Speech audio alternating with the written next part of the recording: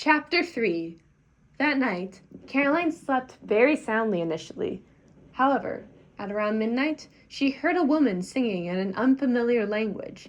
It was not a voice Caroline had heard before, nor did it sound like it was coming inside the house. She tried to ignore it at first, but as it continued, she could no longer do so. She left the bed and went outside onto the veranda before rolling up her nightgown sleeves. As Caroline looked around at the small forest and sea nearby, everything appeared normal, although the voice was becoming louder. However, as she looked down, she noticed her brother, who had just entered the forest. "Lucius, what are you doing awake at this hour?" Caroline called out as she walked down the stairs to get closer to him. Much to her surprise, though, Lucius didn't even look at her and continued his trail to the sea. "Lucius?" Caroline repeated as she tried to catch him. Despite her constant calls, Lucius ignored his sister as though he were in a trance. "Lucius, you must be sleepwalking. Please wake up," Caroline told him as she held onto his hand and lightly tugged it. This caught his attention, but Lucius simply pulled his hand away with such force Caroline fell to the ground. He continued to walk to the sea as the mysterious voice still sang its song. "I'm starting to believe that he is not sleepwalking," Caroline thought, a terrible fear growing in her stomach. She tried to shake off the feeling as she stood back up and continued to follow her brother. As Caroline exited the forest, she saw Lucius on the dock over the sea and nearly stopped breathing. Lucius was now staring at a beautiful mermaid with cerulean eyes and dark curly hair that shone in the light of the full moon. The mermaid had finally stopped singing once Lucius was kneeling down and looking at her, but her beauty was enough to keep him enamored. Caroline suddenly recalled a story Vincent had told her their first time in the library as the mermaid placed her hands on Lucius's face.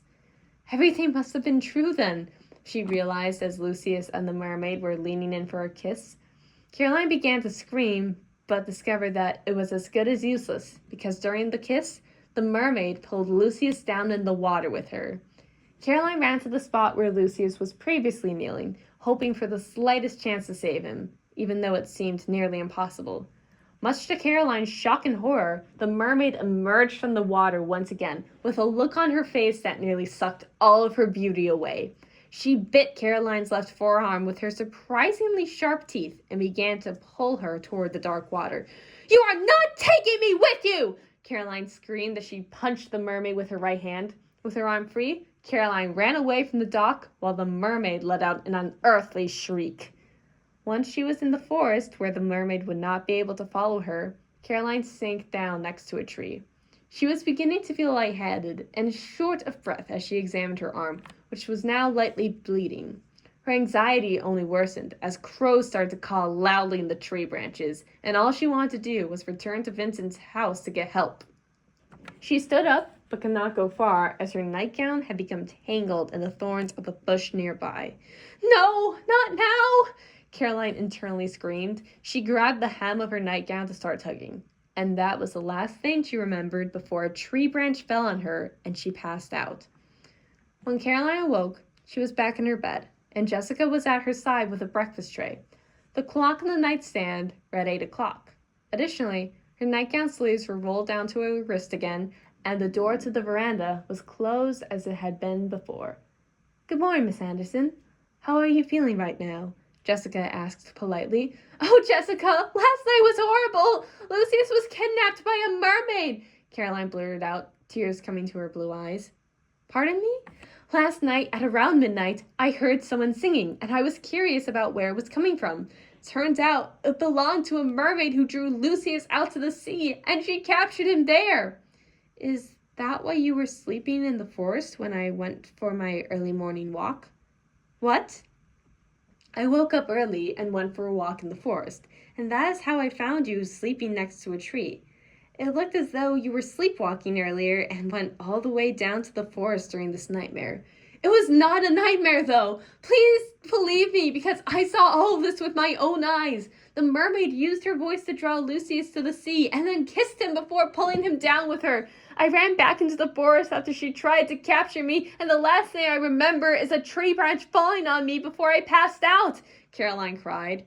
"Please calm down, Miss Anderson. Everything is fine.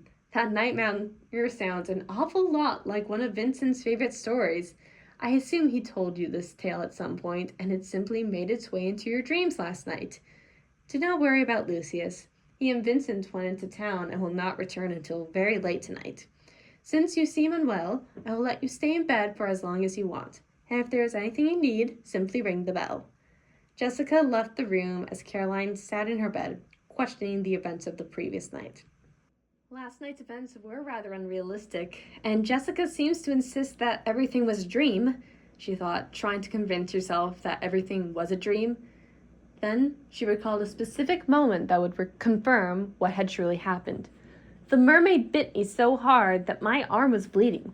If last night's experience was a dream, my arm will look fine, and there will be nothing to worry about. If my arm looks different, well, at least I will know that I am not going crazy, Caroline realized before she slowly rolled up her sleeve, trying to catch her breath and not shake too much. Sure enough, there were scabs on her forearm that were in the same shape as a bite mark. So last night's events were not a dream, and Lucius is in trouble!